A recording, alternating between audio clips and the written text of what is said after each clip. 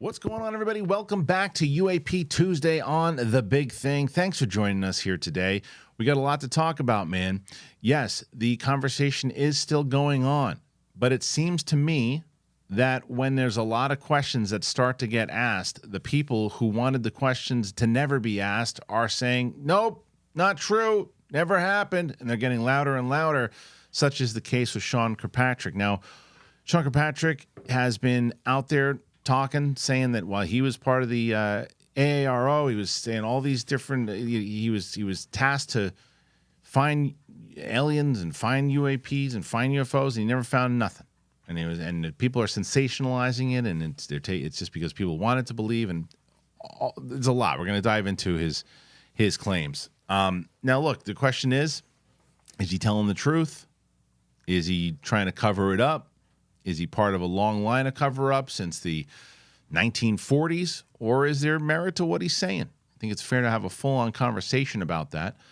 But you look at people who actually are reporting on this and people who are really kind of deep into it, and you look at Ross Coulthart, and you look at someone like Lou Elizondo, who has been very instrumental in getting the information out there as well, too. And they had their Wikipedia pages changed, and people were kind of messing with them in general. And what's that all about? Is that part of it, or is that just a bunch of turds just having fun and changing Wikipedia pages just to screw people up?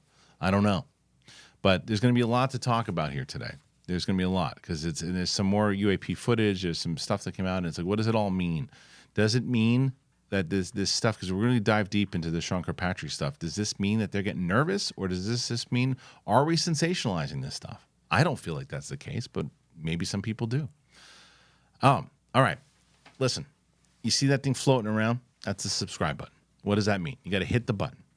We've got great guests on here today. Well, I have my buddy Mark Reilly, who's on with me every week. We got Pavel, and he's returning. And he was on a couple of weeks ago. And that episode is close to 360,000 views so far. We have almost 120,000 subscribers. That means almost 240,000 people didn't hit that subscribe button. Hit that button. Why? Because we want you to be part of the conversation. This is a very, very important topic that we should all be talking about. And I mention this all the time, each and every week. I always mention it. Yes, we are not the experts. You've got the Jesse Michaels out there. You got the Jeremy Corbells and George Knapps. That's where you're going to get people who really are getting footage to send to them. We're the normal schmoes talking, asking questions, getting unplugged from the matrix. That's what we are here to do, and we want you to be a part of it. If that's what you want to do, if you want to have conversations like that, that's why I ask you to hit that subscribe button. It's very important. If you stumbled upon this, you got recommended this video, hit it. Well, I only listen on Apple Podcasts. I only listen on Spotify. Well, lucky for you, we're on both of those platforms. Check out The Big Thing.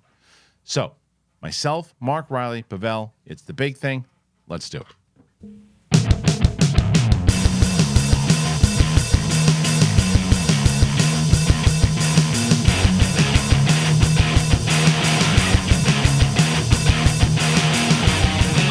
What's going on, everybody? Welcome back. UAP Tuesday. Technical difficulties aside, we're here. We made it. Kristian Harloff here, joined by my friend, co-host, Mark Yodius Reilly. Mark, what's up? Good to be here, Kristian. Known non-expert here.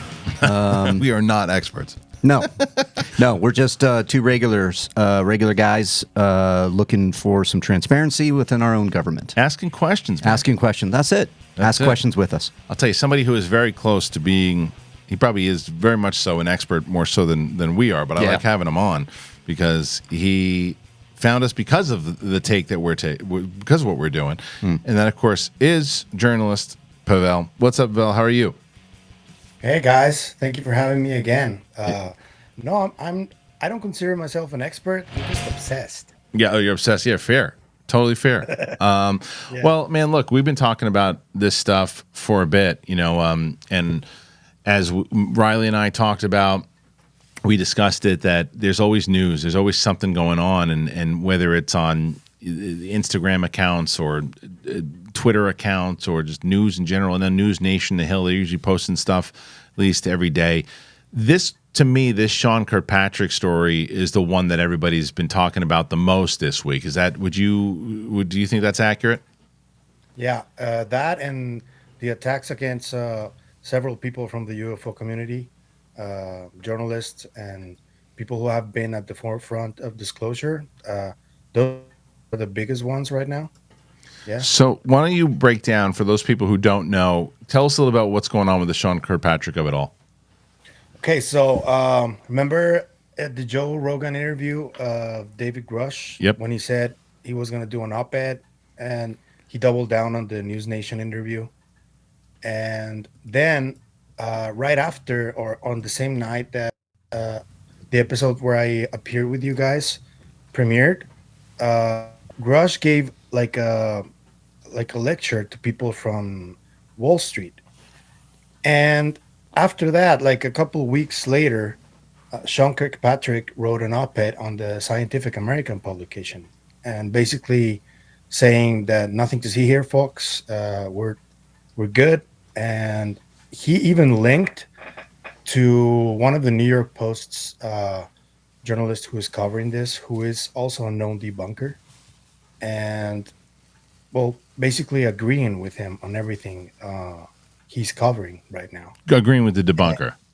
Yeah, and there's like this main story here because people who are like Sean Kirkpatrick and other debunkers are talking about the Skinwalker Ranch and the people who are associated with the Skinwalker Ranch in Utah.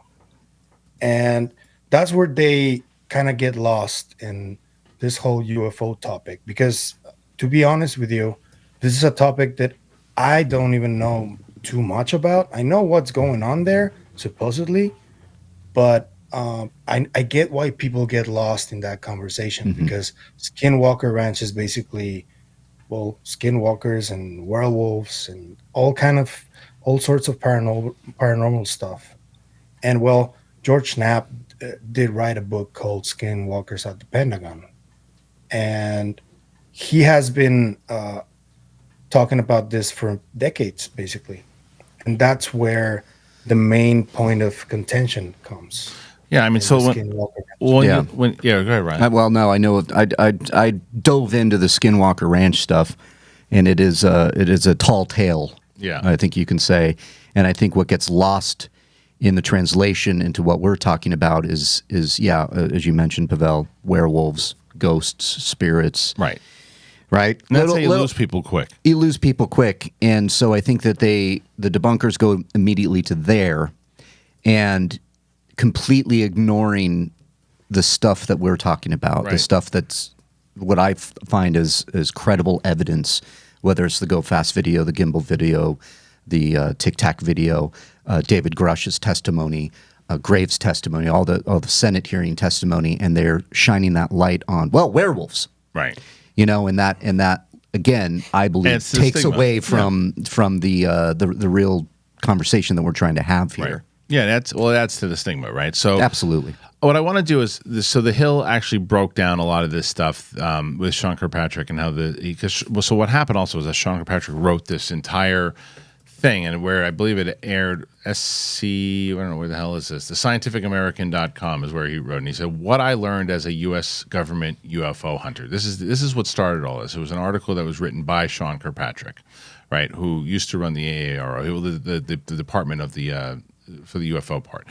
Sean Kirkpatrick, the then director of the All-Domain Anomaly Resolution Office at the Department of Defense, gave a presentation at a public meeting of NASA's Unidentified Anomalous Phenomenon Independent Study Team on May 31st. That's the picture that when he was talking, and he had all those things. But one of the things, though, that stood out to me about this and about how connected he is with NASA and everything, too, and what stood out to me was something that we talked about last week. When Burchett was asked about the hearing, and Burchett was asked about the witnesses that were going to be coming out for the hearing. And he said, well, I'm not giving you those names again because the last time I did that, they were told not to come. And he goes, and the reporter goes, by who? And he said, NASA. He said, NASA denied it. He's like, but this is what they said.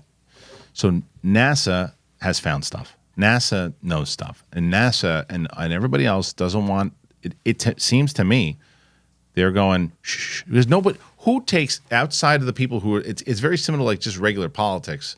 Who takes Sean Kirkpatrick serious on this, like that, on the side of people who are asking questions that are paying attention to this.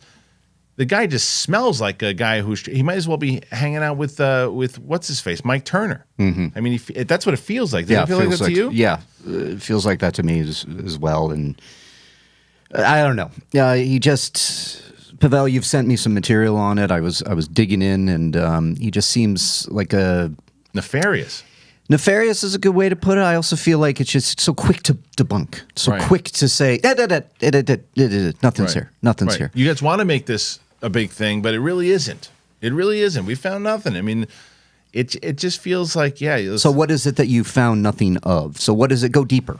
This is the same guy that wrote he wrote a document with who's our guy who found the gold in the ocean? Not the gold. Avi Loeb. Avi Loeb. He wrote the thing from the Galileo project. Yes, and he wrote the thing with Avi Loeb. This is the same guy that wrote the thing that said there could be materials out there, and then he didn't want Avi Loeb to publish this thing. And then he's like, oh, no, he wasn't supposed to leak that. And then whatever it was, every time, and whoever the reporter was that was interviewing him about it at the time kept like saying, but wait a minute, but you said this and you said that. He's like, oh, no, but that was something else. He's always the it's something else guy. You know what I mean? Yeah, so what, go deeper, I'm asking, right? Yeah. So what does something else mean? Well, let's get to what The Hill says here first. I want to play this thing from The Hill, and then we'll talk about this on the other side. Here it is. As a wise woman once said, the truth is out there. But if the U.S. government is to be believed, the truth is that there are no aliens. Sad.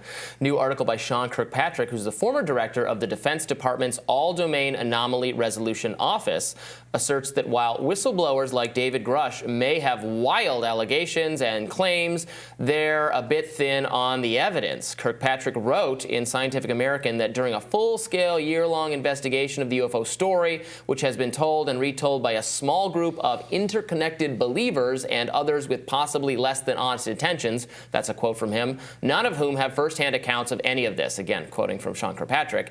He discovered a few things, and none of them are about aliens, Nevertheless, Grush is persisting in his claims that the government is hiding information about visitors from beyond the stars. Here he is on News Nation previewing an op-ed he plans to publish on the topic. Well, I couldn't be very upfront about my firsthand knowledge until recently. I got some other security approvals through the pre-publication and security review process. And I did have some firsthand knowledge of some specific parts of the program. I'm currently drafting an op-ed that I'm going to release in a few weeks, and I will be discussing what I actually do know firsthand. Now, in this article, he quotes Carl Sagan as saying extraordinary claims require extraordinary evidence, and he basically has a three-prong rationale as to why, Kirkpatrick is the author of the Scientific American article, as to why there's just no there with respect to aliens. And I want to ask you what you make of this first one. First, he says, no record exists of any president or a living DOD or intelligence community leader knowing about this alleged program, nor any congressional committee having such knowledge. This, he says, should speak volumes if this case were following typical procedure, because it is inconceivable that a program of such import would not ever have been briefed to the 50 to 100 people at the top of the USG over the decades of its existence. What do you make of that? Look, cards on the table. I do find I'm skeptical of some of the skepticism, as I've expressed on the show, because there are these sensational claims, which could be true. I don't find the claims implausible on their own, but then there is no okay, what you're saying, you know someone who knows something, but we can never hear from that person directly. It's like trying to capture a mirage in the desert or something, when by the time you get there, it's gone. That's how it feels like dealing with these questions. However, it is exactly columns, written statements from people like Sean Kirkpatrick here that make me at least want to cast my lot with the skeptics, because a lot of this kind of makes my eye rolls when he's saying absolutely nothing to see here. It has a veneer of how dare you question the science, frankly, in this article. Like, it begins with, in today's world of misinformation, conspiracy-driven decision-making, sensationalist dominant coverance, all this stuff. Well, like, okay, but those people who are screaming at you about spreading misinformation have, to my view, often discounted some some genuine information that is not conspiracy, particularly relating to COVID and some other matters. So that makes me skeptical when I'm hearing government agency people yelling at me that asking questions is like somehow participating in a conspiracy theory. My thoughts on that paragraph are that when he says it should speak volumes, that if typical procedure were followed, many people should have known about this.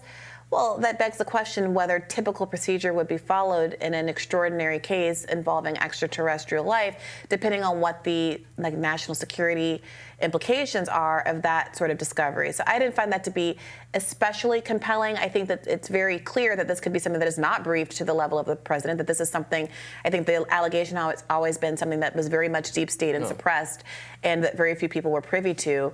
The second argument that he makes is that this narrative has been simmering for years, that it's largely an outgrowth of a former program at the DoD's Defense Intelligence Agency called the Advanced Aerospace Threat Identification Program that was heavily influenced by a group of individuals associated with this businessman and longtime ufologist Robert Bigelow, founder of Bigelow Aerospace.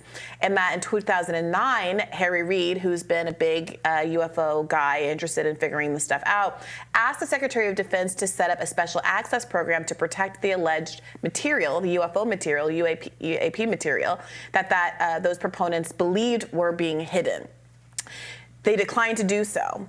And concluded that not only did such material not exist, but that taxpayer money was being inappropriately spent on this research. So basically, someone who had in good faith was interested in looking at this material and protecting this material, Harry Reid, when that request was made, that they couldn't because there was nothing there to protect, and that is in itself evidence that no material exists. I mean, that cuts both ways. Let's not forget that the Pentagon has failed 6 audits in a row. They've misplaced billions of dollars. They do it every year. They don't know where they've sent the money we're spending on our national security. Given how sprawling and clumsy our federal bureaucracy is capable of being, it is not actually inconceivable that a program which is alleged to be super secretive and, as you point out, not going through normal political channels, perhaps not even something the president is briefed on or aware of, could be either that information could be either have been destroyed or is being kept somewhere. It's been lost track of. I mean, the government they lose track of money this year. Last year, they lost track of money they spent elsewhere in the world. So that is not by itself disqualifying. I want to talk about the fact that I actually agree. A lot of times back and forth with the two of those guys. Like they say things and I'm like, they're just playing both sides, and they kind. I felt like Brianna, who was the other anchor for a while, was kind of like that, and it seems like she's pretty coming around. Well, or just asking questions. And I liked what she said there at the end, where she was like, "Look, there's like you have," and both of them which I agree with. They've said many times over that, and this has been quoted a bunch of different documentaries, different things. If this program is as secret, remember how secretive the nuclear program was. That's exactly what I was going to suggest. Remember how secretive that was. Okay, that's part one. And granted, the president knew about that one. But if you believe a lot of these reports from different military that have come up, also, the president is seen from these groups as someone that's going to be there 4 to 8 years, and then there's going to be someone new. So why do they need to know about it? This program, if you believe it, that has been around since the 1940s or longer, has been very protected. That's why I see this comment a lot on this particular show, is that I don't believe, and DJ, our buddy, said it too, I don't believe that the government would be able to keep this secret. Well, first of all, they're not, because we're talking about it right now on the show. So it's not that it's not secret enough. That's part one.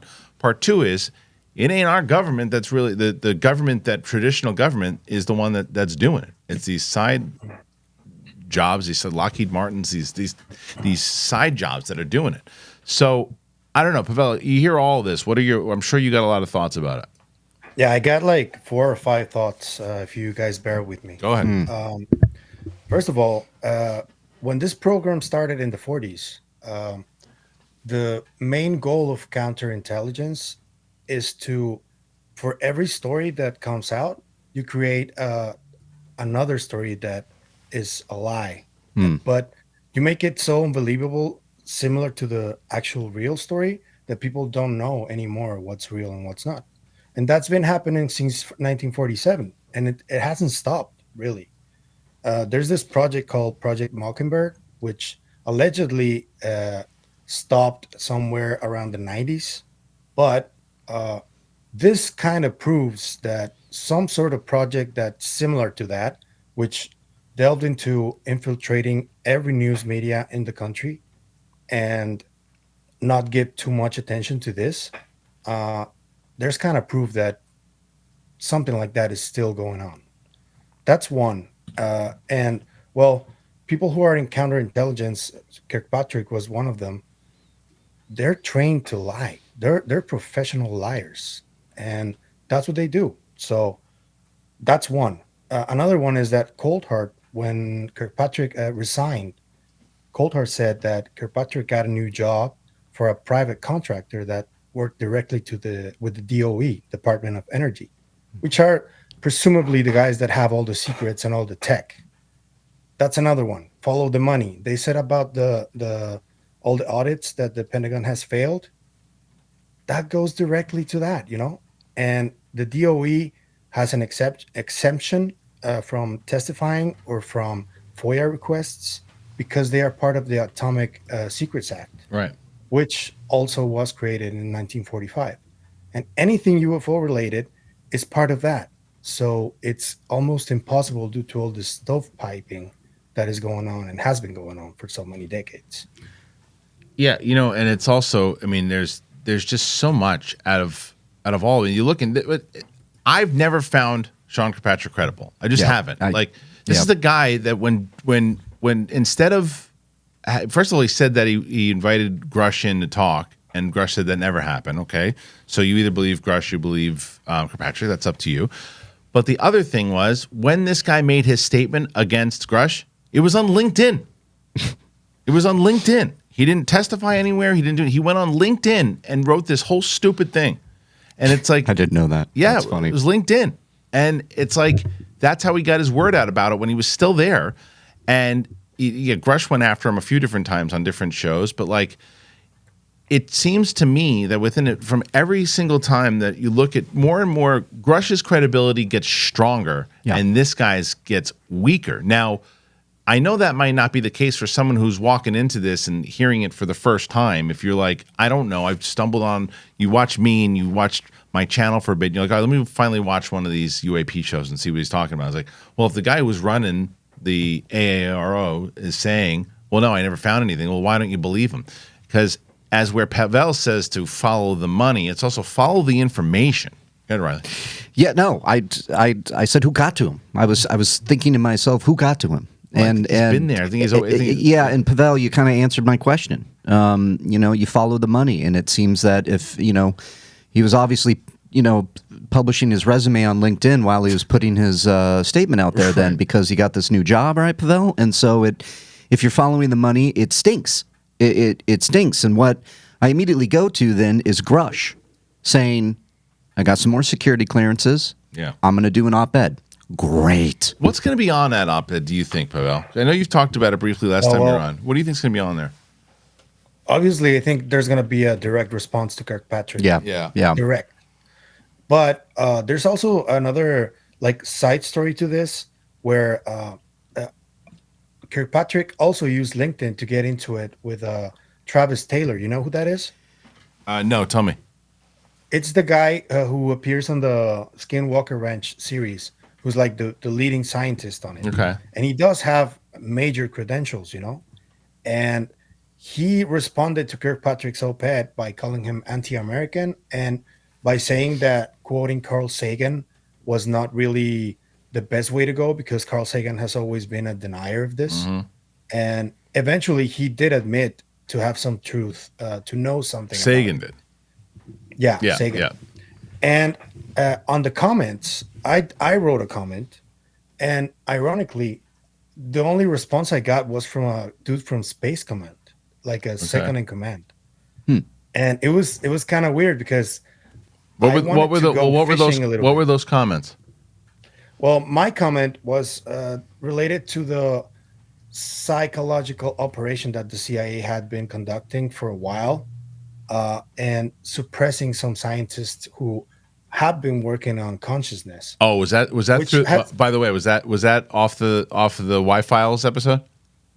No, this is something that this is my main investigation that I've been doing for Okay, years. okay, but And I talked about it, and this guy from the Space Command responded like he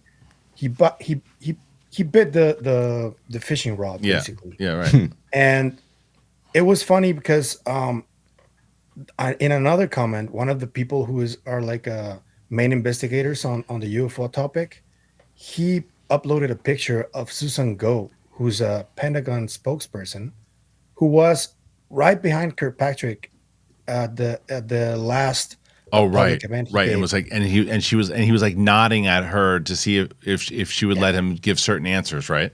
She was his handler, basically. Right. I saw And that tells you a lot too. Right. It does. It does. Absolutely does. You know, and it's funny you bring up that stuff about the consciousness and all those things. And I did see I brought up this thing that I sent to you. I don't know if you watched it yet. I haven't been able to, unfortunately. It links back into all of this. So I'm going to talk about that in a second. But before I do, we're going to take. I just want to let you guys know we're going to cover this. We're going to cover a bunch of different things.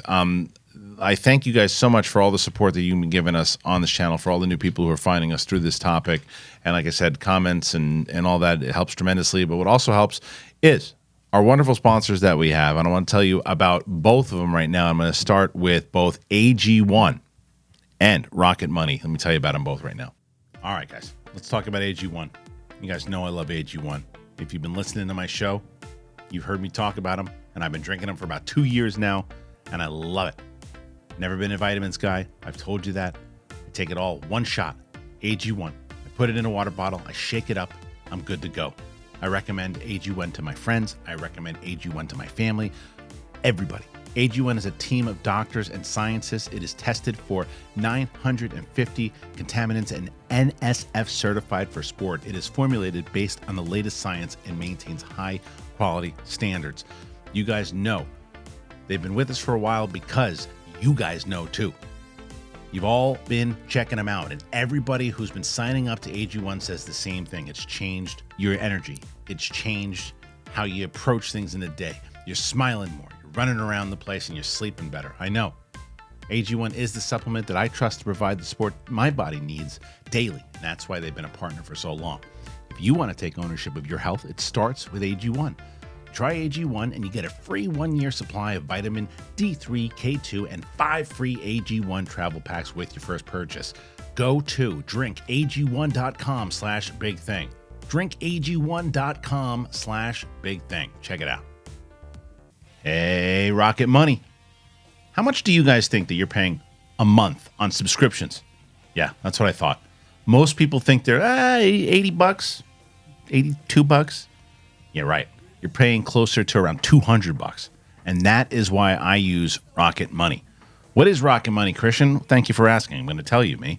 Rocket Money is a personal finance app that finds and cancels your unwanted subscriptions. It monitors your spending, and it helps you lower your bills. And it's all in one place. It has over 5 million users and counting. Rocket Money has helped save its customers an average of $720 a year and $1 billion in total savings so far. Stop wasting money on things you don't use. Cancel your unwanted subscriptions and manage your money the easy way. Go to rocketmoney.com/thing. That's rocketmoney.com/thing. rocketmoney.com/thing. All right, thank you to our friends over at AG1 and Rocket Money. So great. I love them. I've been using them forever. And as I mentioned before, we threw it to them that if you're able to and you have the means to and you can support the channel, that's a great way to do it. I get DMs that say, hey, I used your link, and that helps out the show. So you're supporting the show when you do that. All right. So, Pavel, you had mentioned about the comment that you had made regarding the consciousness and the programs that were happening. And I wonder if it's the same program, because for those people, so I have there's a few for Patreon, by the way. We do this thing where we do an extra UAP show, and you can ask questions to Reilly and I. But one of our patrons, I had a conversation. I do these one-on-one sessions, and he talks about the UAP stuff, and he was telling me, you got to check out this Y Files episode that they talk about, I don't know if it's the same program you're talking about, but it's what's the name of it's remote viewing is what it was. So the program itself, for those people, and again, it's going to sound like science fiction to a lot of people, and you can believe what you believe, but you can go and watch the Y-Files episode on. It's fascinating. It's almost an hour long. And the cliff notes of it is that, and Pavel, did you see this episode? Yeah. Okay. Funny enough. Yeah. Actually, I just published an episode on my channel. Yeah. With one of the leading scientists in Barcelona. Okay. Who is working currently on a lot of stuff related to remote viewing. But remote viewing is kind of like a tool to watch anywhere in the world, or maybe even beyond the world. But this guy spoke to me about eyeless sight, they call it. And it's a practice that they do with little children. They still do it today, where they basically put a bandage, they blind them with a bandage, and they make them read without looking, books and stuff. And this is like CIA stuff too, by the way. Yeah. So the CIA was running these programs where they had the remote viewing, and there was one particular guy who was working with CIA for a little bit, and he said that which was there's like a bunch of different mountains, but what was the mount? There was one mountain, and I can't remember the name of it. Mount Hayes. That was it, Mount Hayes. And so Mount Hayes, this particular guy saw inside Mount Hayes, and he saw technology, and he saw the beings, and he saw things that were going on. And then he was in Vegas, and he felt a prick in his leg, and then he was dead in 2 months. Now, what I thought the Y-Files did well in that was that it's also, if they knew about this remote viewing thing, that it could have potentially been at this time, is like the 60s or 70s when it happened, and it could have been Russians going, okay, well, if you can see inside of our base, you got to go. Right. But then they brought in another guy he came in and did some research, saw the same thing, and saw other places that were connected inside of mountains. They brought in other people, other remote viewers who were not, they didn't tell them anything about it. They didn't say anything. They didn't tell them about past information. They said, and they all saw the same thing. Okay. And so it's like you should watch the whole entire thing. It's because it's hard to say. If I tell you anybody watching this, that the idea that we as humans can move our consciousness and see other things, you right away go, I don't know. It sounds like a cool movie. Sounds like a movie. Men who stare at goats. I think what was that movie? Is that what it was? So Yeah. But what it is the other side of it is too. What I thought was a great point by the Y, because what I like about the Y-Files, and what I get unfairly frustrated with at the Y-Files, it's why he's so good, because I always feel like he's watching it and he gives all the information and presents it in a way that you're like, well, all this stuff happened. And then he usually seems like, and I'm wrong about this, it seems like he debunks it at the end every time, and that's not the case. He doesn't. At the end of this particular episode, he doesn't really know what he believes. Because they also mentioned, by the way, that one of the guys saw water bases, UFOs and water bases. And what do you see from a lot? And he mentions this in the episode, is that there's been a lot of reports that these things go underwater. Yeah. All the time. Yeah. Military pilots have said that these things go underwater. So a lot of these people that were doing this is this is like the 70s and the 80s that were saying that these things were going underwater. This is before it was like, out there and kind of coming into our world and being like, wait a minute, why is that there's a consistent kind of thread here? Right. So what Y-Files did, I thought, was asking the question also, is like, because a lot of times the program was shut down, at least they say it was. Why, if humans were capable of it, if you and I, and you watching at home, Pavel, anybody was capable of doing, if it was in the same way that we're able to, reach over, open this thing up, smell it, and go, oh, that smells like that. If we were able to learn how, with someone teaching us how to be able to do that, does the government want us to do that? To be able to, because then there'd be no secrets. Right. And that would threaten. That would threaten, I believe, the government's secrets. So it was a great point that they made over there too, which is a fascinating. The channel is fascinating. It's a great channel, and I love it. And even the silly goldfish is now growing on me. But have you watched any of their? I started watching it, and I felt like the goldfish was selling me something for a while with their sponsor, and then and that's absolutely we have sponsors on the show. We need that, but I got caught up in other things, to be honest with you. I would dive down. I would dive deep into I'm that going one. to. Yeah. It's just been dealing with some family stuff. I understand. I I understand. But I would say, but Pavel, what did you think of that overall episode, and what did you take away from it in the same type of things that you've studied? Okay, so the 3 remote viewers you're talking about, the one that died is called Pat Price. Yep. For the audience to look him up. Yep. Okay. He was the most talented remote viewer ever, according to this story. The other one is Ingo Swann, Yep. who is he wrote many books about remote viewing and other psychic abilities. And funny enough, I am talking to Nick Cook later this week, who is an author of the best-selling book, The Hunt for Zero Point. We're doing like a preliminary interview kind of, so we can set up the actual interview.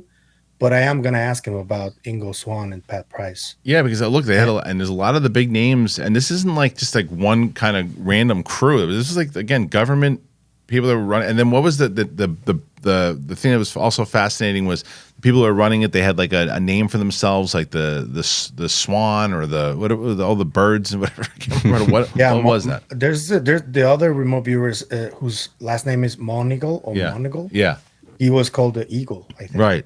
Ooh. And yeah, they had like Is that Joe Monagle? Is that who it was? Yeah. That's what he was. That was the one I was listening to. He was the one that was the most. He was the one that was followed Pat Price. He was the one that followed him, and then he was the one that saw a lot of this. Like, all I would tell you is this: if you hear me saying it, because I'm definitely not doing justice to the intensity of what this thing is. They in the Y files they play the audio from Joe, and you can hear him while he's like in the trance, seeing what he's seeing. Oh wow. Yeah. Okay. And then he talks about what he saw, and as I say, if you don't know the Y files, check it out, because that channel is not like tinfoil hat stuff. It is they come up with theories and things and things that have been out there in the past, and then they say, is this or is it this? Is it this or could it have been that? And that's why it's such a popular channel, because in the way that it presents itself. So before you just kind of scoff at it, understand that it wasn't just some guy going, I can see the future. This was a CIA program. It was, it was. And you should look at the episode itself, because what fascinated me about it was the idea that the underwater stuff has always gotten me, right? Like, because even look at the Jellyfish UAP. It went into the water and 15 minutes later it came out, is what they said. Yeah. Are we ever going to see that, Pavel, do you think? Or is that's just going to be another kind of myth that falls to the wayside?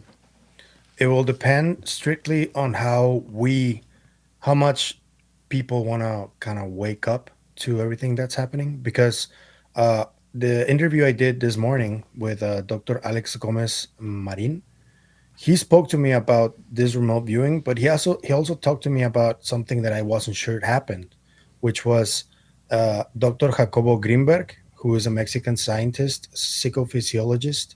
He did an experiment with another doctor from India called Amit Goswami.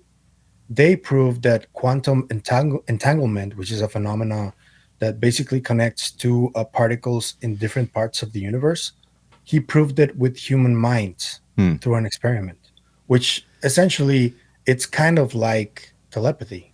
Proved that it was real. He wrote a paper, he published it, and then just a few months later, he disappeared. And nobody has ever heard from him again. So that kind of answers your question. If the government wants us to grow our minds like that. They don't. No, they don't. Of course not. No, I believe there's so much to that and to the human mind. It's something that I believe in. Pavel, you and I have kind of been talking in DMs about a little bit about this, the consciousness, and I brought up many times the silver string theory. And, there's a great joke in Defending Your Life. And I know I'm bringing up an Albert Brooks movie.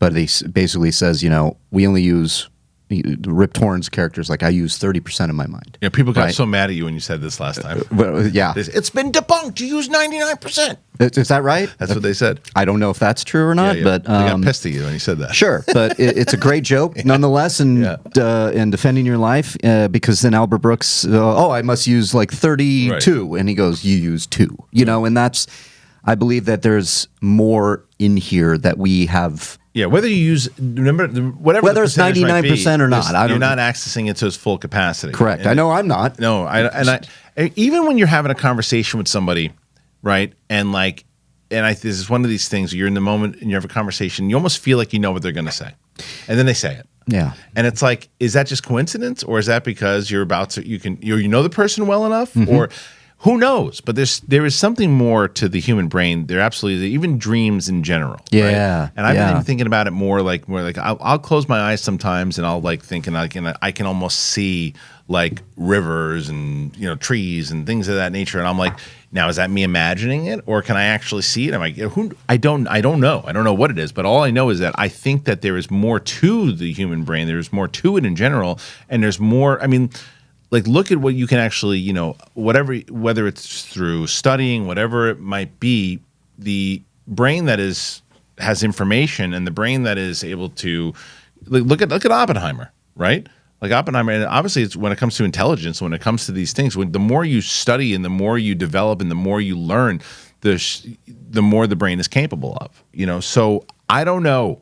All I know is that I was walking the dog, and I made my dog walk a lot longer so I could listen to this episode of Y-Files, because it's fascinating, and I just think it's a little too coincidental.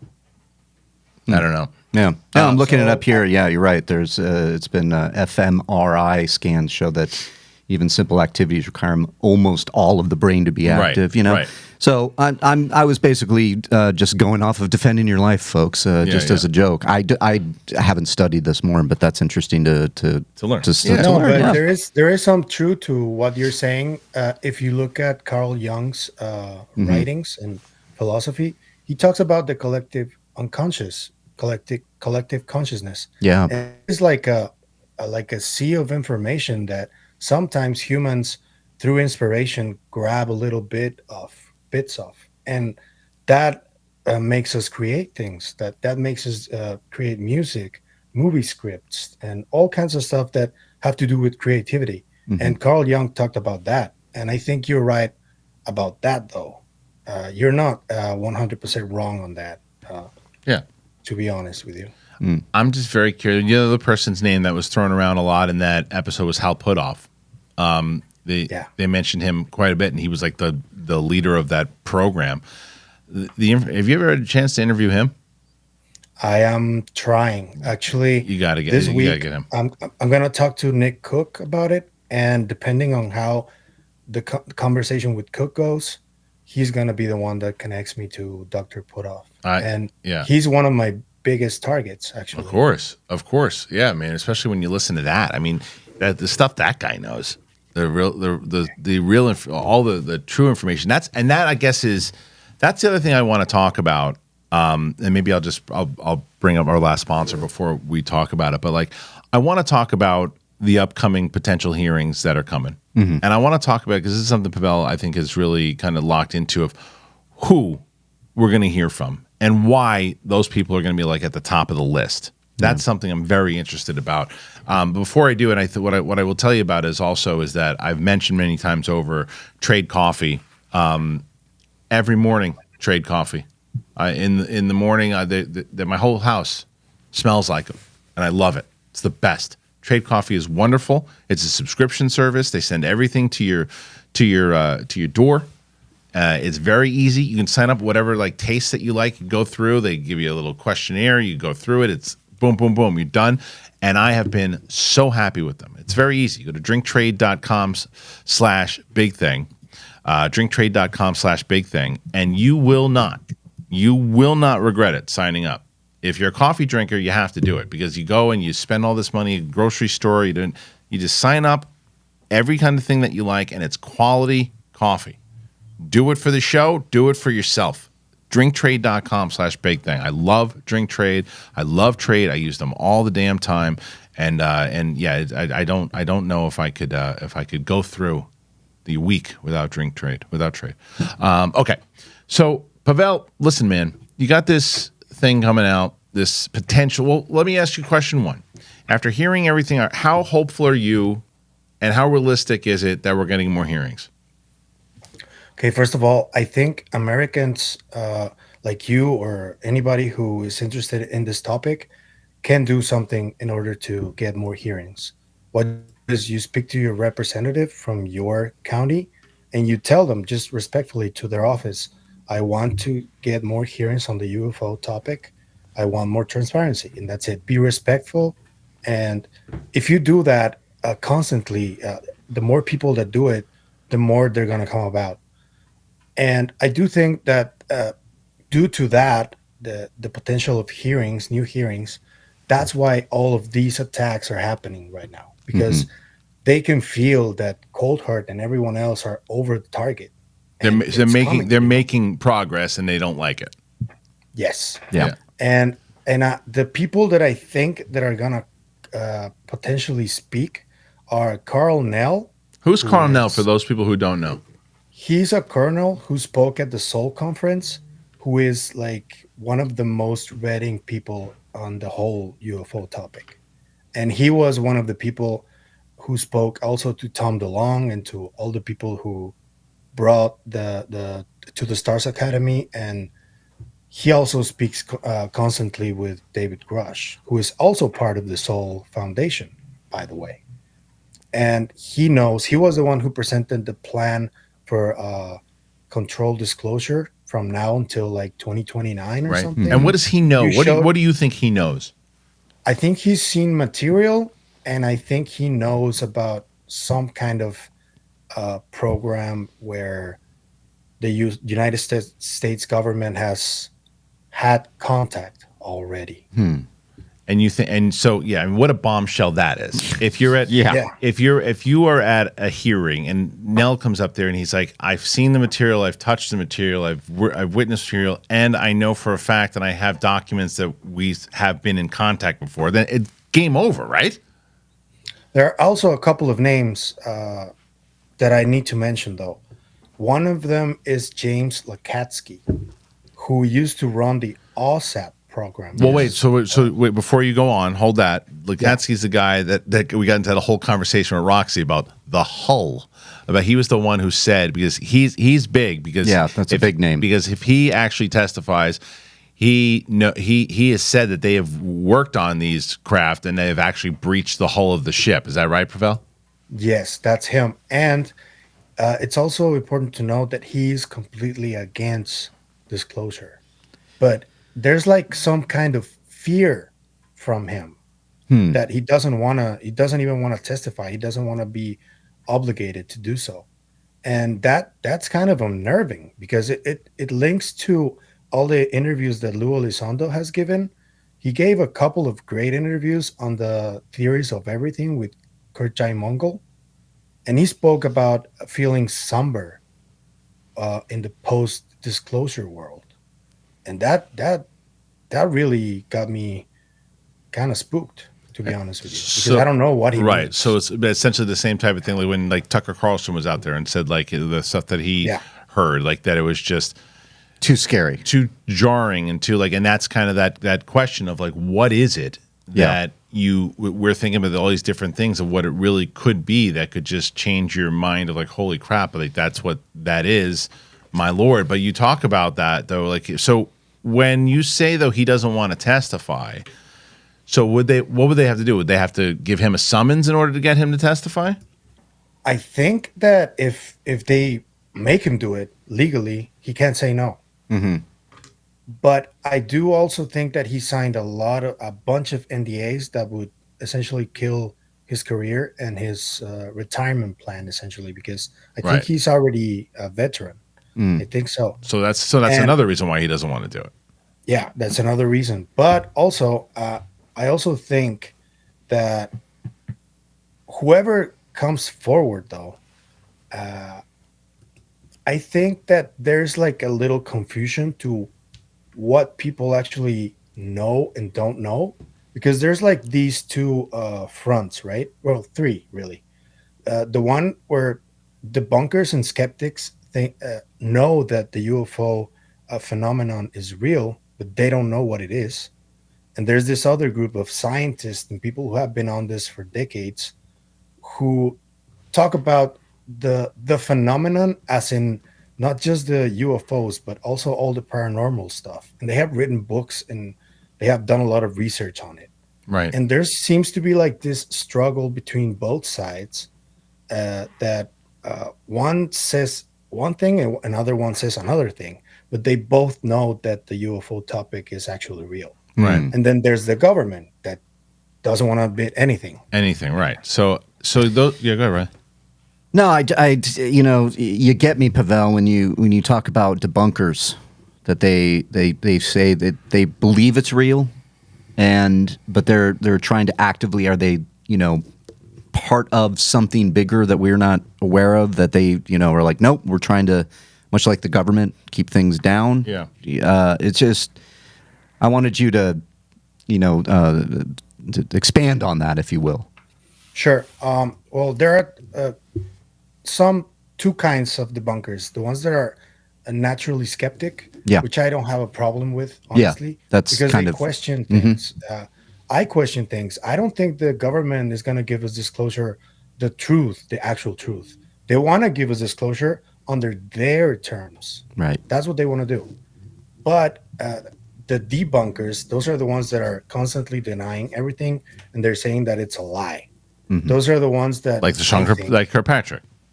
yeah, those are the ones that I think are the ill-intentioned ones. But the skeptics, I don't think they're ill-intentioned. They just want to get to the truth, and they don't trust the government, which is kind of healthy not to Of trust course. the government. I mean, that's what we had when we had our buddy DJ Woolridge on, who is essentially what you just described. Yeah. Someone who's just asking questions but doesn't take it but takes it more so that just doesn't have enough trust, but will ask questions, and when the proper proof kind of comes in, then they'll believe. But then there's kind of like, again, the nefarious people who are out there to just shoot it down because they want people to stop asking questions. Yeah. And that's what it seemed. That's what I think this whole thing and that's what they said in The Hill that I thought was great too. It's just like, yeah, it just seems a little weird when like, don't ask questions. No, nothing to see here. It just doesn't seem like there's. Yeah. It's almost like I bring in wrestling. A good wrestling villain doesn't just say how good they are all the time and just crap on everybody, you know, and make fun of them and do this. They give credit to the other people too. They give credit to them, and then they go, I know how good of a warrior you are. I know how good of a fighter you are, and that's why I'm going to kick your ass, whatever the hell they say. Sure. But they build them up so they can tear them down. So then they can tear him down or whatever. But they show, as Kirkpatrick was saying, look, Grush had a lot of claims that inside of this did this and this and this, and very well may have been true. However, but he just tried to make Grush look like a complete bozo, and but did the opposite, made himself look more like a bozo because he didn't give him, because I don't know, there's just a lot. I just see, look, and I'll say it on the comments. One out of every, let's say we get 1,000 to 2,000 comments per show, right? I would say 1 out of 600 or 700 say, I don't trust Grush. Okay. It's a good ratio to have your Grush. But yeah. You know what I mean? But winning percentage yeah, there. but not everybody buys it. Sure. My wife is someone who walks in and she goes, I don't trust this guy. I'm like, why? He's a national, this guy's a hero. Yeah. And she's like, I don't think he's a hero. I was like, we didn't even listen to anything he said. He's judging him off of the goofy faces that they do screenshots of the poor bastard on every single time. Yeah. Kristian. Yeah. There's something that people don't understand about both Grush and Lou Elizondo. They risked their careers. Right. Yeah. Yeah. It's they did it on their oath. Lou Elizondo doesn't charge a dime for any interviews he does. He is putting out a book, but because this has taken like his whole life. Yeah. And also Grush. And they have been threatened. They have been like ridiculed. I mean, people need to understand this about both of them. It's true. And we try to bring I go there all the time. That is a big, huge thing that makes him so credible and he said as much on the Rogan interview and out there. It's like, I didn't wish this. Why would I do this? And he wanted to do his duty. He wanted to do his duty, and that's what always gets me, is that he is somebody that has served our country, was skeptical more than anybody when he went, I'll look into this, and then looked into it and went, whoa. Well, it's kind of like Hynek, right? That was how Hynek, although he felt real bad because he felt like he was doing the the job of like the Kirkpatrick. He was essentially doing Kirkpatrick's job, and then he realized like there's a lot to this. There's really a lot more to this, and he started investigating more. Yeah, and I brought up to one of my favorite things to do is to talk to my old man about this kind of stuff, because he has getting more into it. He's now, getting right? more into it because I brought up a lot of names, and the last time we hung out, and he did say, he's like, well, these people are going to try to profit off this. They're probably, and I go, Dad, why? Right. It's ruining their career. Why would these people that served either in the military or in intelligence that served for our country come forward to ruin their life? And he went, that's a good point. It got him, stopped him in his tracks. I watched my old man, who's just skeptical on this stuff, but yet has a picture of a UFO that was given to him by some kind of client of his that got it from some kind of general or whatever it was. It's one of his favorite things. To give it to you so you can put it on the show. I have a picture of it somewhere, and I'll show it when I can. But that's you're going to actually meet him and see that picture when the baby shower. Okay, so, good. Anyways, this has gotten him when not only bringing up that point of people that kind of risk their lives and their career, lose all their money, whatever it may be, to come forward in the belief that this is the betterment of our own society and earthly existence, maybe, but also that it's we have Republicans and Democrats working together to get the truth, and that also got him. That went whoa. It's the one, and that's the one comment that, I'm sorry, it just to me is the dopiest comment that I see, and I still see it when people go, "Oh, this is just a distraction." It's like, from who? From what? From who? It's again, mainstream media is not covering this. And that's the other thing, though. Is that's one of the points. All right. So one of the comments that drives me nuts is when they say this is a distraction. This is a distraction. They go, well, it's a distraction from the Trump trial. Well, but wait a minute. AOC is there, and you've got Moskowitz and all. You think they're going to go, oh yeah, you guys can distract from that. We're not. They would call it right away. They'd say, wait, this is something smells like a fart. Oh, this is a distraction from the Hunter Biden stuff. Tim Burchett.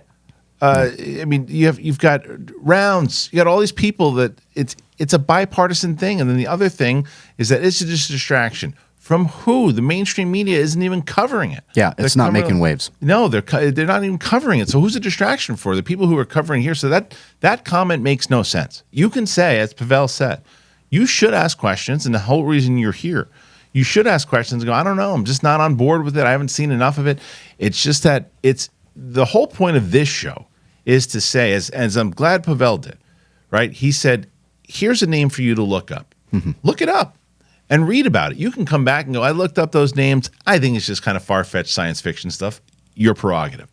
But look it up. Look at the stuff. Look up the Tic Tac video if you've never seen it before. Right. Look up the idea of what else people have seen in the military that has reported on it. Look at the stuff too. If you really want to talk about it, you can watch all of it and still believe none of it.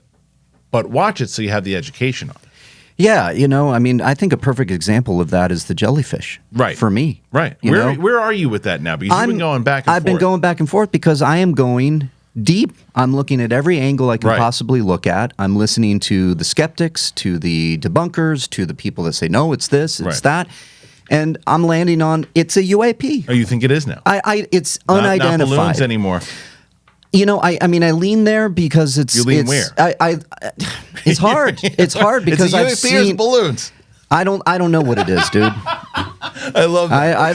It's confusing. It's confusing because, again, it's because I'm going in and I'm looking at both sides of the damn thing. Right. And I've seen. There's part of you that says it's UAP, and there's part of that says it's balloons. Yeah, I think it's my brain going, it's balloons.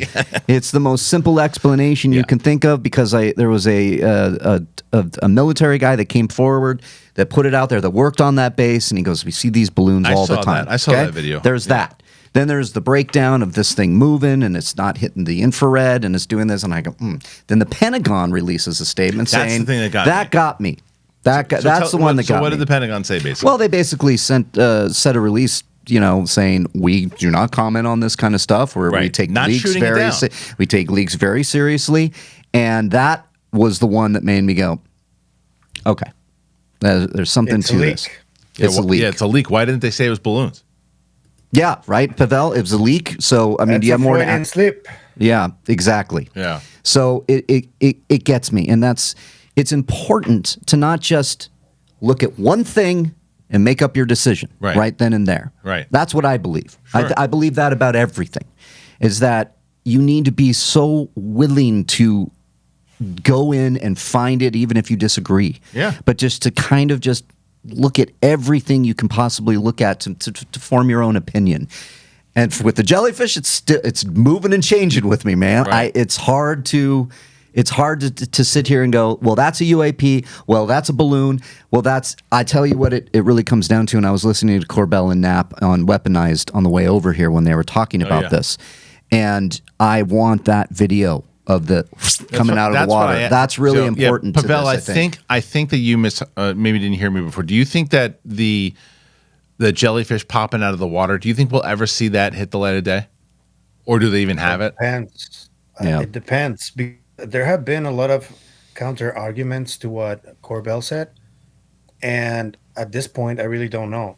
What I was telling Reilly about this specific one is that when it gets you to debate so much about it, I think that people maybe need to move on to the next thing. Right. Yeah. Because debating so much about it, I get that it gets a lot of clicks and all, but it distracts us from the main target, which is more hearings and more whistleblowers. Correct. That's what we want. Because if more whistleblowers come forward, that means more material, more video, different than the actual jellyfish, which is really hard to pinpoint what it is, to be honest with you. Right. It's an actual UFO, but we can't say it's a craft. We can't say it's a probe droid, you know. We don't know what it is. It's the definition of what this is. You know, Right, it's unidentified something. Well, right? it's the idea of why we started doing this. We said, like, look, you can have your own idea of what the hell these things are, but the question is, we don't know. And that was why we started this. We wanted, like, clearly there are things flying around in the sky. What in the world is it? It can't be balloons every time. It can't be. It's not balloons. It drives me nuts. It's balloons every time. Oh, it's balloons. No matter what it is. Oh, the airline is balloons. It's Iraq, it's balloons. It's Mexico's balloons. Everything's balloons. I didn't know there was so many balloons in the world. Balloons flying everywhere. And you might think it's balloons. I don't know. But the question is, what is it? And the fact that they're flying around near our military and our military seeing it all of the time. And that was the other thing that I want to read real quick. And I'm glad that I just kind of got myself there. Is that this is from the Milwaukee Journal Sentinel. This says there's a new bill that would prevent penalties for reporting UFO sightings. So this is from, I'm going to read this out. Congressman Glenn Grothman introduced legislation on January 11th that would allow pilots and other civilian aviation personnel to report unidentified anomalous phenomenon, UAP, without fear or negative career or other repercussions. UAPs are perhaps more commonly known as UFOs. Since I was a child, unidentified objects in our airspace have been a topic of interest, said Grothman, who represents Wisconsin's 6th District. Known as the Safe Airspace for Americans Act, Grothman introduced the bill with Congressman Robert Garcia. The bill would require the administrator of the Federal Aviation Administration to establish procedures and reporting requirements for incidents related to unidentified anomalous phenomena. The bill specifically enables civilian aircrew, FAA air traffic controllers, flight attendants, maintenance workers, dispatchers, and airlines to report UAP encounters to the FAA. Then the FAA would need to compile relevant communication information or data on reports before sharing with them the Department of Defense's All-Domain Anomaly Resolution Office, AARO. The FAA would also be tasked with studying any threats such incidents could pose to national airspace system. Grothman hopes to highlight the need for transparency from the federal government regarding UAPs to better protect the safety and security of American citizens. According to a 2019 Gallup poll, 68% of Americans surveyed that the U.S. government knows more about UFOs than it is telling us. Wonder what that is now. Under the proposed legislation, reporting UAPs could not be used to medically disqualify pilots and other aviation employees, and reporting can't be taken into account when evaluating pilots' competency to earn airman certificates. Additionally, federal employees would be protected from retaliatory actions such as termination or suspension of security clearances for reporting UAPs. Airlines also would not be able to retaliate against or terminate employees for reporting or issue cease and desist letters. We've heard from pilots that they're sometimes afraid to report things, Grothman told the Journal Sentinel. They may not know where to report it and may be afraid to report it because they may be subject to a mental health evaluation, or they're afraid somebody's going to say that they're crazy.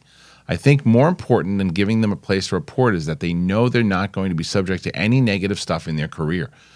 So they have the full text there. And then, so this is That's so important. super important. That's huge, because that's such a big part of this that has always gotten me, is that how much more is out there, Right. that hasn't been reported, because people are scared to do it, because they have such high level of security. They go through such rigorous training programs to become a pilot, and that. You say you see a flying toaster, you're going to be like, nope, give me your keys to the jet. You're grounded, and that I understand what they're doing. It's not only the safety of the pilot, but the safety of us. If they need to be evaluated and whatnot, but this shit is real. Right. And if whether it's, again, we are talking about transparency here, whether it's a flying jellyfish or whether it's a, drone from China, we need to know these things. Yeah. And that's for the protection of us. And if they do see something that is defined as a UAP, they can't really put their finger on it. Maybe it's a new technology, maybe it's threatening us, whatever it may be. Well, they need to report that. Yeah. Well, it's the same thing. Pavel also, this to me, this was the main thing that Ryan Graves was fighting for, right? Yeah. Yes, that's what I was going to say. And also, that's the main reason Ryan Graves went to Mexico with Jaime Maussan. Right. Yeah. They took him off guard with the bodies, but honestly, you can think whatever you want about Maussan. Mexico already passed a law that is very similar to this one in December. And Mexico is the first country in the world to pass a law like this.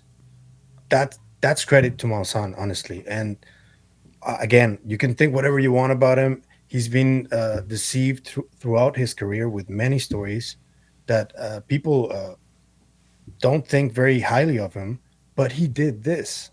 And Ryan Graves went to Mexico because he knew this was going to happen. And that's what Ryan Graves has been fighting for so many years, honestly. Great. And it's finally here. And kudos to him, man. Like, really. Well, but this is also why I say how important David Grush is to all this. Yeah. Because David Grush got this all out there in the forefront. I mean, look, the New York Times article, obviously, but then Grush coming forward has put this whole thing, people talking about it and people more so listening than, look, and I'm sure all three of us, whenever we go, if we go to a party, the three of us, we're going to be in the minority of the people who are talking about this. Yeah. Yeah. Yep. But that will change. I feel in my heart of hearts that that's going to change, and eventually people are going I'm waiting for the comments to come in on this show going, oops, sorry, I didn't realize. I thought it was just you really liking science fiction. Yeah, right? well, I think it's happening. I think that there is a kind of a shift in the narrative. I think that it's starting to get out there a little bit. I think that I know we don't believe necessarily that the aliens were shopping at the Gap in Miami. Right. But that to me represented a kind of a movement where people were like, "There's something more. There's something else. There's something," and people were jumping on it. In my opinion, a little too fervently, saying that this is true, and believing certain things that may or may not be. But I feel it. Maybe it's because I'm so into it now, but I feel that there's something shifting. And I watch my dad again. I bring him up. Kind of go, huh? Right. And that's a big part of it, is if you are talking to somebody and see, that Chuck Schumer was up there and standing in front of the Senate saying we need transparency. When I told my dad that, he was like, what? That's what drives me crazy. Yeah, right. Because that's the mainstream media. Not so mad at that. That's the story that gets me the most. Because even if, and I said it many times over, even if you don't believe, if the network doesn't believe any of it, the fact that the Senate Majority Leader was up there talking about this, it's a story. That's the big story. It's the story. It's the story you lead with, and it was nowhere. It was nowhere because it's a distraction. Crazy. And that's my point, is because that didn't even make it into the news. Right. It was a passing kind of reference with certain things. We have the Hill, and we have certain places that we like to go where they focus on this stuff, but for my father, who is so into politics and so into current events and history, he was a history teacher before he became a lawyer. He digs this kind of stuff. For that to just go right over his head, because he is old school. He picks up the paper from the front porch and he sits down and he reads it because the man doesn't know what an email is. So he gets his news from the old school, if you will. Right. And it's nowhere. Nowhere. And I'm hoping that's going to change. And that's why I also think that these new hearings, whenever the hell they're going to happen, because it seems to go in shift, Pavel. Like the kind of news that comes out, right? There's last week, the last 2 weeks were really big when it came to the jellyfish stuff, the stuff with the with some of the senators. People kept saying, "Oh, it was just Congress that went in there," but it was there were some senators that went in there too, and those were big. Those are big stories. And then now you have this one where you're going to have now it's like different sides of the story. Now you have the people that are coming out going, no, no, no. They're trying to debunk it or saying that it's not true or trying to get back to that old kind of 1940s mentality. So what's the next story? What is it? Is it footage, Pavel? Is it the announcement of a new hearing? Is it the Grush op-ed? Like, what is it? What's the next big thing, if you will, that's gonna drop in the next couple of weeks, next week? What do you think it is? I got into exactly that with Dr. Gary Nolan on Twitter. Yeah. The next big thing that's coming are the videos from the Soul Foundation, which are wow. He said he already had 7 completely finished, but there was like this technical issue with the editing of the videos and the material itself that took him a while, but he had some volunteers who helped him out and they're almost done. That's what's coming next. But also it's important to tell people that there's a lot of people that hear about this, and even if it's true, though, even if they think for a second it's true, it's too much for them, and they choose to just go like, no, that's too much. I don't even want to know. Right. About my that. wife. And that's something that we need to change. It's like kind of our responsibility. All the content creators who are talking about this, they need to present the information and the material in a digestible way. Right. That doesn't spook people. Right. And that's why what we do is very important, I think. Yeah. But look, one of my favorite compliments that I've gotten is that people they like the approach that we're taking, because I saw some people who just not fans of mine, and I saw someone say, "Look, I saw that this guy was doing the UAP discussion, and I've never really liked his movie opinions or him, but he seems pretty passionate, talking about this stuff, and I think it's important that he is."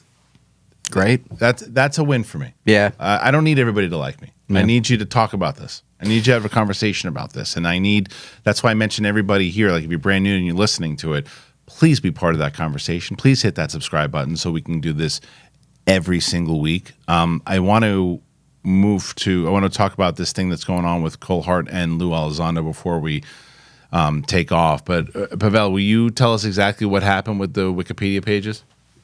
Yeah, so as we are talking right now, Matt Ford at the Good Trouble Show, he was doing a live stream about the whole thing, like the detailed explanation of what happened. So it's not he's doing great work though. But essentially what happened is, for many months already, there's this group of editors on Wikipedia who are debunkers, who have created the pages of Lou Elizondo, the ATIP program. They have taken all the awards from out of Ross Coulthart's page and essentially attempted to take credibility from them. And actually, Matt Ford's program just started, which is kind of funny. And that's what a lot of people have been pointing at, one specific debunker. I'm not going to name him, honestly, because I don't think it's a debunker who actually did this to the Wikipedia pages. Yeah, Okay. because it is not proven yet. Okay. He's obviously denying everything, but all the roads are pointing towards him. Okay. And I did speak briefly to Ross Coulthart about it, and he was like, "Yeah, I know what's happening. People are telling me that maybe I should sue them, but we need more information right now. And honestly, if you trust what Wikipedia says, you can't be on this. I mean, Wikipedia lacks credibility. Right, It always because has. anybody can change it. Yeah, and that's essentially what has been happening. And this investigation from Matt Ford, I think it's gonna open a lot of eyes to who actually is doing this.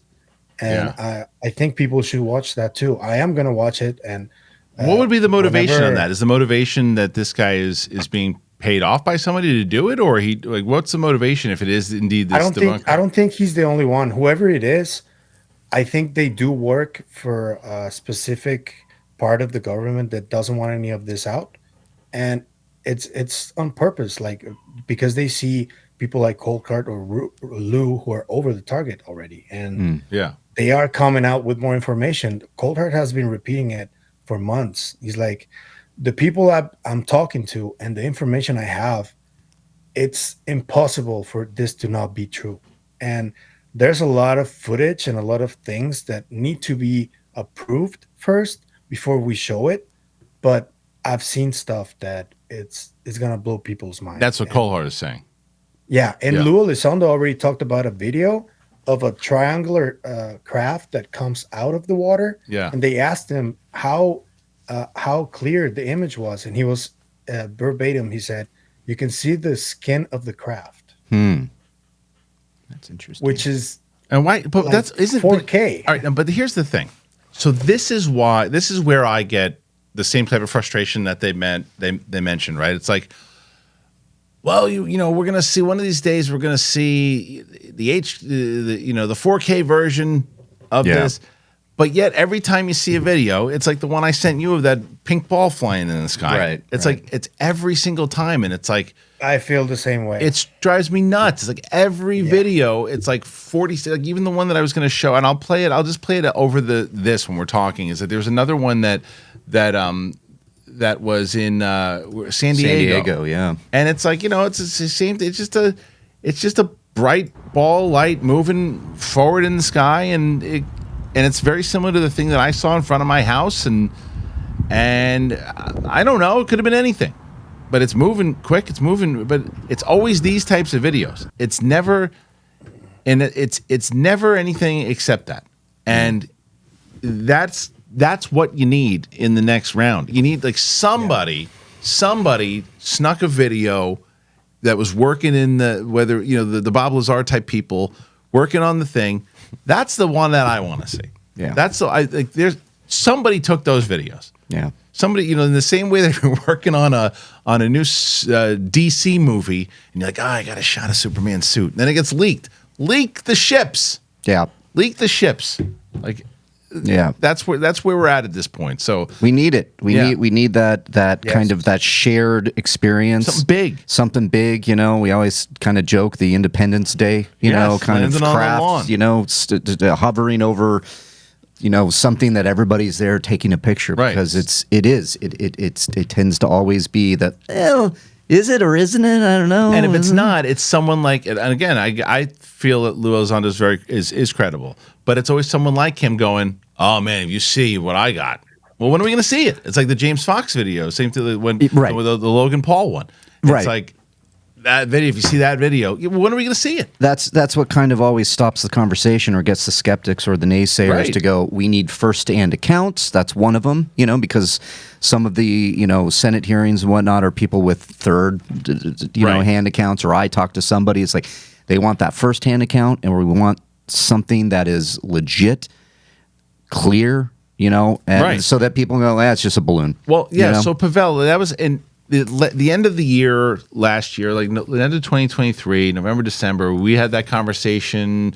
You know, we talked about it. I think we even talked about it the last time you were on the show about how people were like, oh, wait until when that bill was shot down, or not shot down, but just watered down rather. Mm-hmm. That was then everyone's coming out and saying, oh, wait, now watch what happens. And Jeremy Corbell was like, okay, you want to do it the hard way? We'll do it the hard way. And then the Jellyfish video comes out, and it causes conversation, but then it goes into the same thing of like, oh, that was balloons, or that was this. It wasn't anything clear cut. It was potentially a cool video, but it was nothing clear cut. Like those to me, you want to do it the hard way. That's look at this. You can't deny what that is. Right. That's the hard way. What is that coming? You think ever? I do think that we have been getting like a slow drip of information, and the videos from 2017 were kind of like the first time it was acknowledged that they were real. But yeah, you're right. They're too grainy. It's impossible to tell if they actually are UFOs. But we have come a long way in terms of information and whistleblowers, and that is what keeps me kind of hopeful, though. And another thing that's coming, though, I forgot, and we are going to talk to him. He already confirmed that he's going to come on this show. The James Fox documentary, it's called The Program, and he released some pictures right outside one of Lockheed Martin's facilities, and he is going to talk about the program. When did you confirm James Fox? Yeah, he's in March. He told me he's going to start talking to the press, and we're going to schedule. We're going to schedule that on this show. Great. Yeah, I've been trying to get him for a bit, so that'd be great to get. But yeah, I just think that that's the thing that's you can't put Sean Kirkpatricks and the Sean Kirkpatricks of the world are going to be able to do exactly what they did this week, because what it does do, by the way, is it does what I don't want to, say that has no impact, because it has no impact on us, what Kirkpatrick's saying, because we don't believe him. But the Reilly's dads of the world, right, and people like that who stumble upon this and don't know anything about Sean Kirkpatrick, because nobody covers him, and they just read this article that people were covering, and then you see it, and it says, oh, this guy ran that program, said there's nothing to see here, it's just a bunch of people getting excited about UFOs and stuff. And then that person sees it and they're reading their Sunday paper or pulling up the internet and going, oh, okay, I'm having a cup of coffee reading it. Oh, this guy used to work for it and he was in charge of the UFO thing and says there's nothing there. So this is all just hoopla. Okay, I believe you. And then I don't think about it anymore. When we do the grainy footage and we do all that, that gives more merit to Sean Kirkpatrick and those people to the regular people until you can't. So when I had DJ Woolridge on this show, I am waiting for the moment that I can text him and go, well, come on. Right. What, I mean, come on. And him writing back and going, okay. Yeah. That's what I'm waiting for. That moment is nowhere near yet. I don't think. I don't know. I wonder sometimes if it even will get there. We could have we could have the most clear thing in the world, and I think that there are certain people out there that just that's not going to that's it is a tall order to get through the stigma that has been plugged into this culture for years. That this is just science fiction and fantasy. And we have a lot of work to do on that, and I hope the day is soon that we can it needs to be like, okay, here's a clear shot with our trusted leaders and scientists coming together and saying this is legit, because there's going to be a lot of naysayers out there that can go, and especially in the world we live in, this is probably CGI, or this is probably really great technology, or whatever. I believe that day will come, and Pavel, you said it. I do believe that we are making leaps and bounds. It just feels like they're baby steps right now. All right. Look, this was our show today. We had a good one. Talked about a lot of different things here today, and I wonder, I feel like a lot of people who've been watching this show are going to be on the same page, that we really need to get to that next step. Yeah. We really need to find out when these hearings are going to be, who's going to be at them, what's the next side of it, how are you going to combat the secrecy, the grainy footage videos and things like that. If you want, that's not going to move the needle. It's just going to make people go, oh, okay, another ball of light. What could that be? Balloon. Right, exactly. So what do you think comes next? I'm so curious for all of your comments out there, and I want to thank our guests here today, starting with Pavel. Pavel, where can they find you if they want to go check out your channel? Yeah, thank you for having me again, yeah, guys. Man. It's been a really great experience. Before I say anything, the Psicoactivo podcast show just released a new episode today, where if you are more interested in that consciousness aspect, I do talk a lot about that with my guest from today, and you can find me on Spotify and On YouTube, Psicoactivo Podcast. And on Twitter, I'm as Pavel Ibarra Meda, just as you hear it. And I put it in the description as well, too. Reilly, where can they find you, buddy? At Reilly Around on the internet, Reilly Around. See you there. And for me, obviously, you can find me Kristian Harloff. But as I mentioned, that's the button right there. It is so important. If you stumbled upon this, you just found us, you watched all of it, and you haven't hit that button, be part of it, because that way you can watch us next week. And I don't necessarily need you to agree. I want to see the people who don't have a good conversation about it, obviously, but let's talk about it. Ask questions. That is the main focus of this show.